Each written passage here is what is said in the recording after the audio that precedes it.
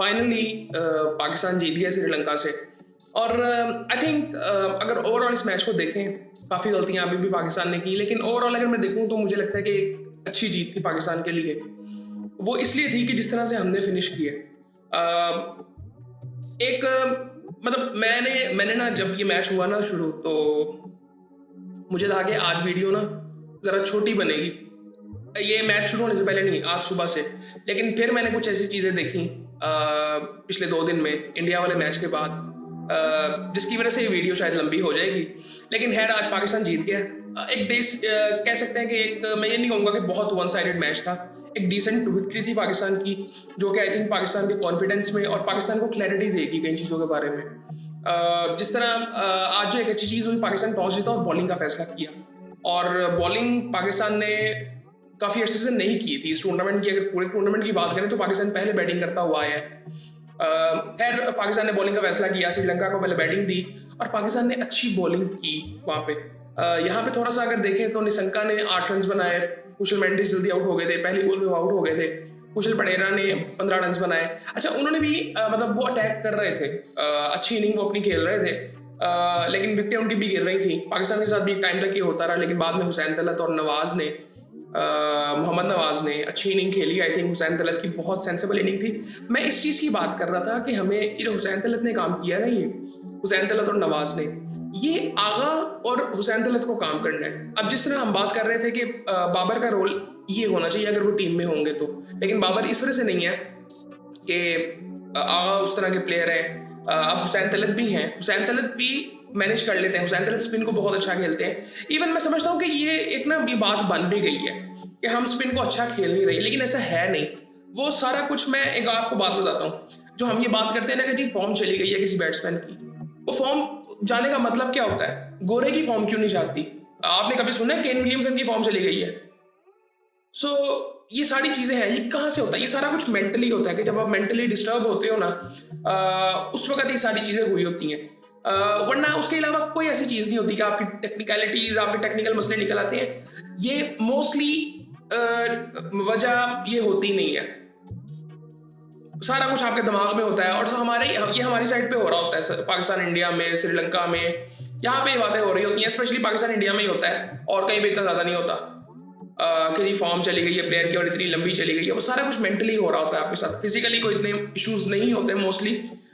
खैर, अभी इस मैच को थोड़ा सा देखें तो कुशल पटेरा ने 15 रन बनाए। उसके बाद श्रीलंका जो इनके कप्तान है उन्होंने भी 20 रन बनाए 19 बॉलों में। कमिंडो मेंडिस ने 50 किया, जो कि आई थिंक मुझे लगता है कि उस वक्त थोड़ा सा ना, मतलब इनको रन्स नहीं देने चाहिए थे। मतलब इन्होंने जिस वक्त 50 किया था वहाँ पे थोड़ा सा पाकिस्तान प्रेशर इन पर डाल सकता था, लेकिन वैसा हुआ नहीं है। खैर, इन्होंने 133 रन कर लिए थे। करुणा रत्ने ने भी 17 रन बनाए, 15 रन बनाए हसरंगा ने। सो 133 तक ये पहुंच गए थे। पाकिस्तान की बॉलिंग की अगर थोड़ी सी बात करें तो शाहीन ने 3 आउट किए हैं जी, 4 ओवरों में 28 रन देके। पहले 2 ओवरों में लगातार उसने आउट किए हैं, बड़ी ज़बरदस्त बॉलिंग कर रहा था। और फहीम अशरफ ने 4 ओवरों में 34 रन दिए, अच्छी बॉलिंग फहीम भी कर रहा था। और आई थिंक मुझे लगता है कि आज पाकिस्तान कुछ ट्राई भी करना चाह रहा था, कि देखना चाह रहा था कि अगर हम पहले बॉलिंग करते हैं, और फहीम से भी नया बॉल करवाया आज। सो ये एक अच्छी चीज़ थी कि पाकिस्तान को ये मौका मिला है। हारिस ने, मैं कहूँगा कि आज अच्छी बॉलिंग की है। हालांकि थोड़ा सा महंगा साबित हुआ है, 4 ओवरों में 37 रन 2 आउट। मैंने पहले एक दफ़ा बात की थी जब हारिस ने आई थिंक 32 रन एक मैच में दिए थे 3.4 ओवर्स में, और उसने 2-3 आउट किए थे। पहला ओवर मेडिन था उसका, बीच वाले 2 ओवरों में उसने रन खाए थे, एक में 20 खाए थे और एक में 12 रन तकरीबन खाए थे उसने। और फिर चौथे में भी उसने अच्छी बॉलिंग की थी, और उसमें मैंने कहा था कि हारिस ने गंदी बॉलिंग की है। अब अगर उस मैच, आई थिंक ट्रांजिशन का मैच था या उससे पहले का मैच था, अगर उस मैच को देखें और इस मैच को देखें तो आपको साफ डिफरेंस नजर आएगा कि आज उसने 37 रन खाया है, तो आज उसने बेहतर बॉलिंग कैसे की। एक तो आप अगर उसकी बॉलिंग ओवरऑल देखेंगे और जिस तरह से वो बॉलिंग कर रहा था और सामने वाला किस तरह से खेल रहा था, वहां से पता चलता है बॉलिंग अच्छी कर रहा था, अच्छी बॉल्स पे उसको शॉट्स लगे।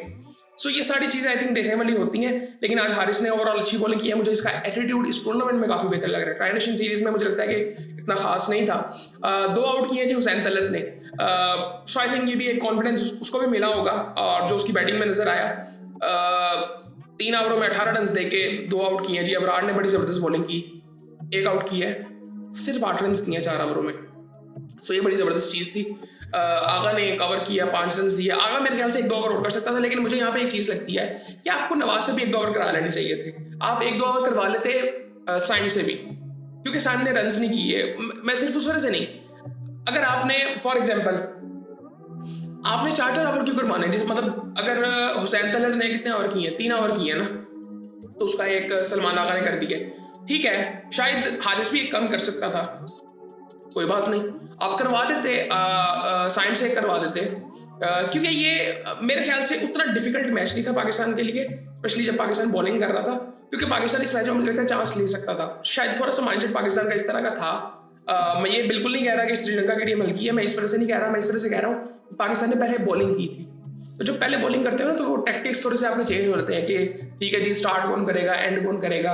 अब फॉर एग्जांपल ज़रूरी नहीं है कि अगर पाकिस्तान ऐसी विकेट पे बाद में बॉलिंग कर रहा है तो तब भी आप वहीं से नया बॉल करवा दो, ज़रूरी नहीं है ना। सो कुछ भी कर सकते हैं। सो ये सारी चीज़ें थी। उसके बाद पाकिस्तान बैटिंग के लिए आता है तो फरहान अच्छी, मतलब डिसेंट बैटिंग करता है, फ़खर भी अच्छी बैटिंग करता है। 19 बॉलों में 17 रन फ़खर ने बनाए, लेकिन ठीक था, कोई बात नहीं। 15 बॉलों में 24 रन बनाए फरहान ने अच्छी शॉट्स आज भी लगाए, 2 छक्के लगाए, 1 चौका लगाया, 160 का स्ट्राइक रेट था उसका।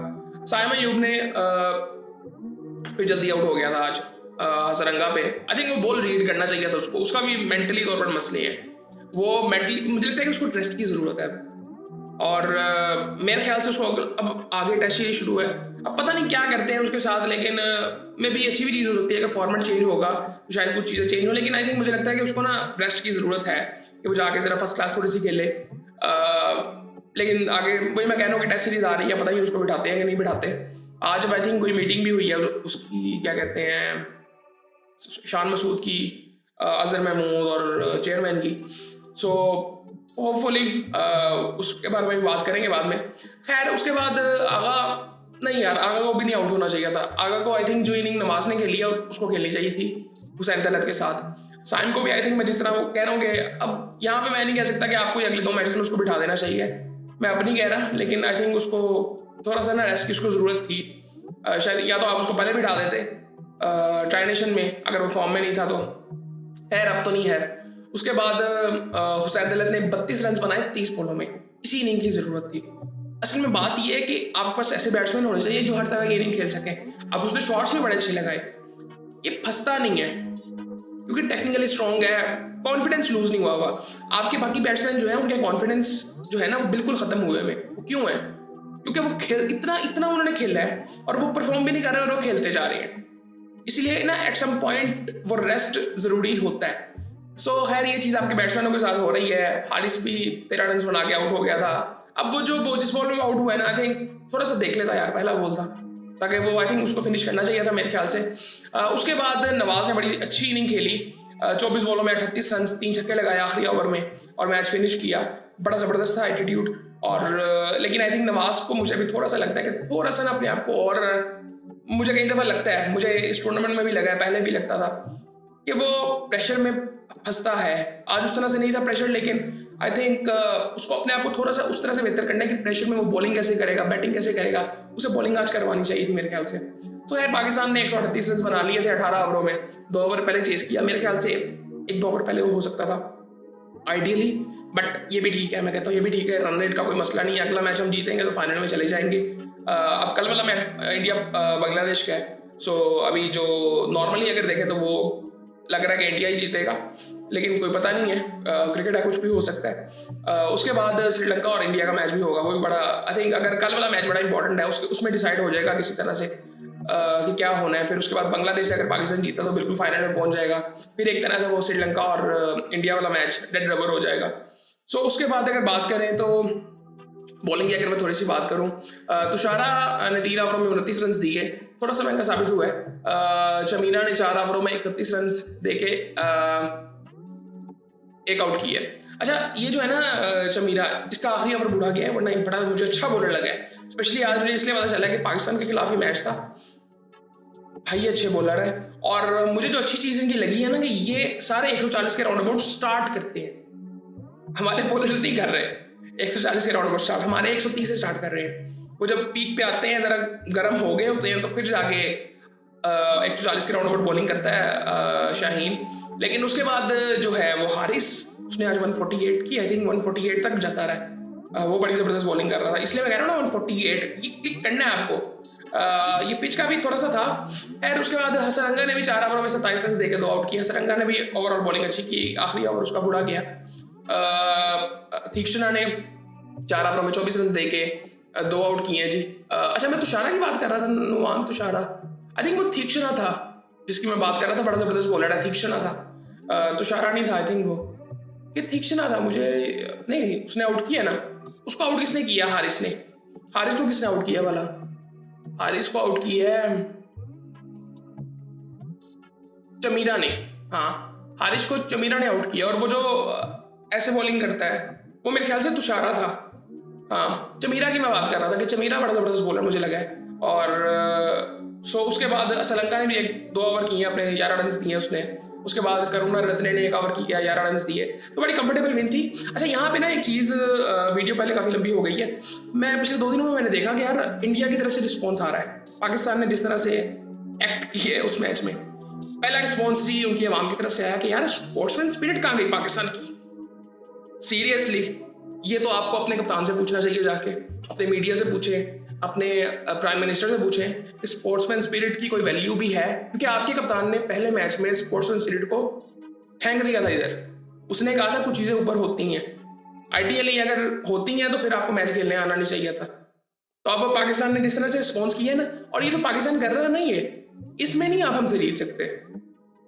और अगर तो पाकिस्तान आ गया, और ये आप ये ना सोचें कि आप पाकिस्तान को बड़े आराम से हरा देंगे। आप ये पिछला मैच भी फंस गया था, ये सर आप सीरियसली आपसे कैचेस छूटे हैं। और ये जो बातें करते हैं ना ये इंडियंस, कि जी बिल्कुल भी नहीं, बड़े आराम से सारा कुछ हो गया है, प्रेशर ना होता तो इनसे कैचेस छूटते, ये कभी भी नहीं होता। और ये जो राइवलरी वाले सवाल उठ रहे हैं, मैं एक चीज़ हमेशा कहता हूँ, मैंने पिछले मैच में बात की थी, पाकिस्तान इंडिया का कंपैरिजन नहीं किया जा सकता। पिछले 3-4 सालों में रेगुलरली एक साल में 1-2 मैचेस आ जाते हैं। अब जिस तरह एशिया कप हो गया, इस साल ये 2-3 मैचेस आ गए, अगले साल वर्ल्ड कप हो जाएगा, इस वजह से आ जाते हैं। वरना पहले ऐसे हो रहा था कि 2 साल में 1-2 मैचेस आते थे।